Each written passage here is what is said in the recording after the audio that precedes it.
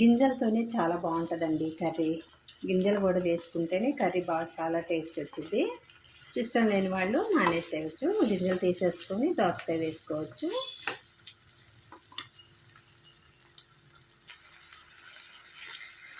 ఒకసారి కలిపేసుకోవాలి.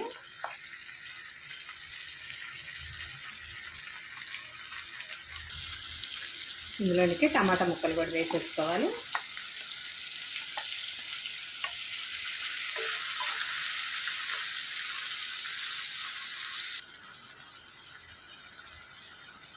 ఒక 1/2 టేబుల్ స్పూన్ పసుపు వేసుకోవాలి.